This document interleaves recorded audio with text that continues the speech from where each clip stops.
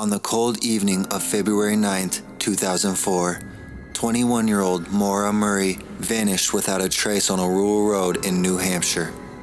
Her case remains one of the most perplexing mysteries in American true crime history, sparking endless speculations and theories. If you enjoy this video, don't forget to like and subscribe. Also, hit the bell notification and never miss out on content just like this. Maura, a nursing student at the University of Massachusetts, had been experiencing personal difficulties in the weeks leading up to her disappearance. On the morning of February 9th, she emailed her professors claiming a family emergency and stating she had been absent from a class for a week. No such emergency existed. That afternoon, Maura packed her belongings into her car, including clothing, textbooks, and personal items. She left her dorm and drove north, ultimately ending up on Route 112 in Haverhill, New Hampshire, a remote and snowy stretch of road. At approximately 7:30 p.m., Maura's car skidded off the road and hit a snowbank. A local resident heard the crash and saw Maura standing outside her car. The man offered assistance, but Maura declined, stating she had already called for help. However, call service in the area was spotty, and there's no evidence Maura made any calls. The man left and had called the police himself. When officers arrived at the scene approximately 10 minutes later, Maura was gone. Her car was locked and her belongings, including her wallet and ID, were still inside. The only notable clue was a box of wine and evidence of a spilled drink, possibly indicating Maura had been drinking. There was no footprints leading into the woods, no signs of struggle, and no indication of where she went. In the 20 years since her disappearance, there have been many theories of what happened to Maura. Some believe she staged her disappearance intentionally, seeking to escape her life and start a new one. Others think she was a victim of foul play after leaving the crash site. Others have also considered the possibility that Maura became lost in the wilderness and succumbed to the elements. Despite extensive searches, no trace of Maura has ever been found.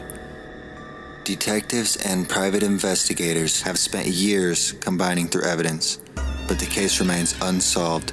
Her family continues to fight for answers, holding vigils and raising awareness about her disappearance. Maura Murray's case has been a hallmark of the internet sleuthing and a true crime intrigue, captivating those drawn to its eerie details and lack of resolution.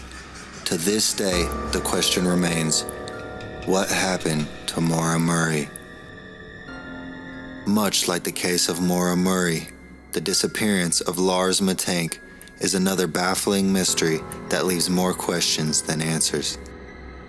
Lars Mittank was a young man from Wilhelmshaven, Germany. In June 2014, he went on a vacation with friends to the seaside resort of Golden Sands in Bulgaria. The trip was uneventful until the final days when things took a strange turn. On July 6, 2014, Lars was involved in a minor altercation at a bar over a disagreement about a football team. He sustained an injury to his ear and sought medical attention for a ruptured eardrum.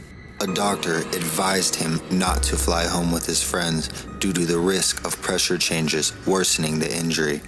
He was prescribed an antibiotic and chose to stay in Bulgaria to recover. Lars's friends returned to Germany, leaving him alone. Over the next few days, his behavior became increasingly erratic. Lars checked into a cheap motel near Varna Airport, but his actions there raised concerns. He called his mother and told her he felt unsafe. He claimed that people were following him and trying to kill him. Although no evidence of this was found, he also asked her to cancel his bank cards. During this time, Lars was seen pacing in the hotel lobby, hiding in the elevator, and leaving the hotel late at night, only to return hours later. Hotel staff reported that he was acting nervously and seemed paranoid, but there were no signs of actual threats. On July 8, 2014, Lars decided to fly back to Germany despite his doctor's earlier advice. At Varna Airport, his behavior escalated further. Lars visited the airport doctor for clearance to fly. During the consultation, he reportedly panicked when a construction worker entered the room. He mumbled something about not wanting to die and abruptly fled the clinic. Security cameras captured Lars sprinting out of the airport, leaving behind all his belongings, including his luggage, wallet, and passport. Witnesses saw Lars running into a nearby field and disappearing into the wooded area. Despite extensive searches and investigations, no trace of him was ever found. Lars's disappearance has sparked numerous theories. Some believe that his erratic behavior was due to a reaction to the antibiotic that he was taking. While this is rare, psychosis has been known to be a side effect. Another theory suggests that Lars may have unknowingly ingested drugs, leading to paranoia and fear. Given his claims of being followed, some speculate he was targeted by criminals. Although no evidence supports this, a less likely theory may be that Lars chose to disappear and start a new life. The disappearance of Lars Mittank remains one of the most perplexing unsolved cases. His family continues to search for answers, and his case has been widely discussed in the true crime circles, documentaries, and online forums. The haunting CCTV footage of Lars fleeing the airport is often cited as one of the eeriest moments in true crime history, symbolizing his inexplicable vanishing.